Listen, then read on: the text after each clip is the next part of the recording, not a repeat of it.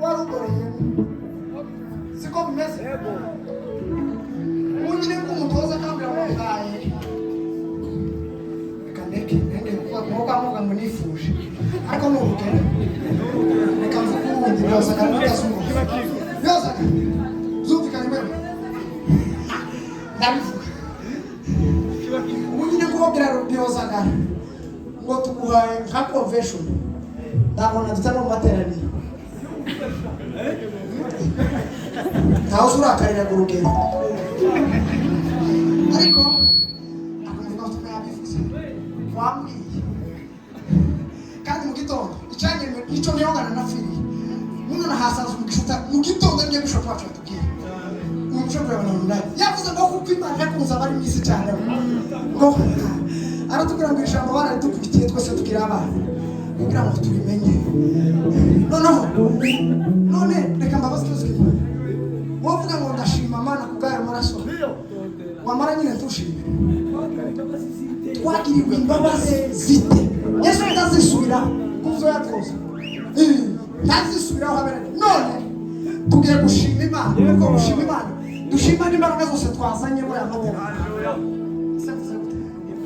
tugiye gushima n'imbaraga zose twazanye muri aya ibo yumva wose gusiga kuko izanyuma wazanye nushaka tugucure ariko usimbuke kubwayo maraso tuzamuma cyubahiro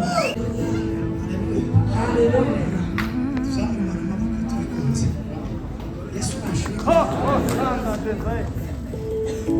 tugakuririmba tugusubiramo turirimbe tuvuge ngo haza tureka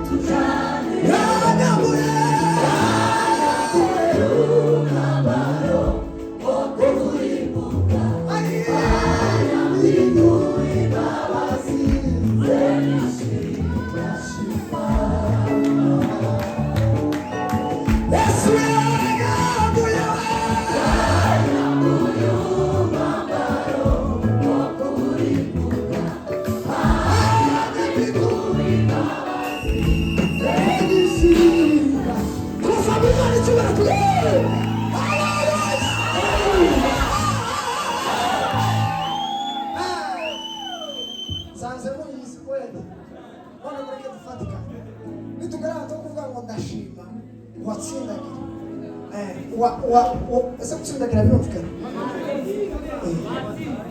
olha sukwati ko hari imbavuba ariko gutsindagira kakuki kimodoka tsindagira kaburimbo barayishira ariko bazanye ikintu kiremere kugira ngo gifatishe uwatsindagire mu mutima niko nanishatse ndashima kubera ko yanyambuye umwambaro kandi kubera ko atazandika dutsindagira aho bana bamugisha hawa turafite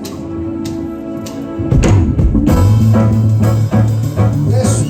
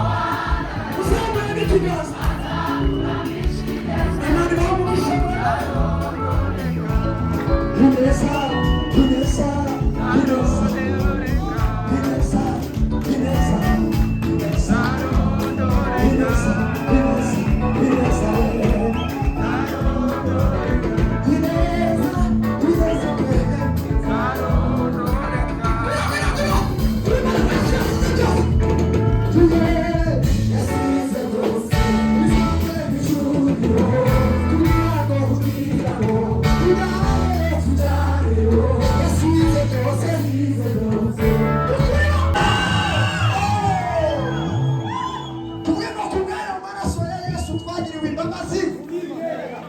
Amaze dushanda tuve hasi babyeyi beza. Kabona ari mu mwuka w'Imana. Tuve hasi ufata kandi ufite kamateguzo. Amufata kandi ufite amaze dushanda ukimana tuvuge ngo Mana. Aya na mashini akakantu ngakubiye mu mashini y'ibyo wadukoreye. Ugafata ndabarenze kumukuri.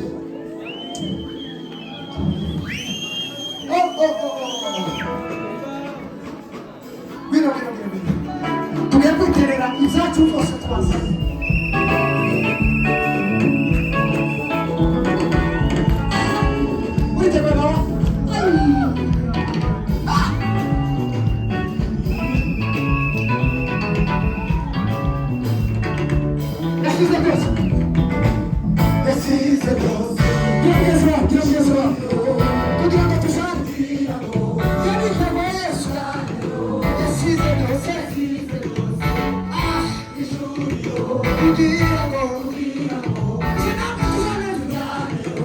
Season.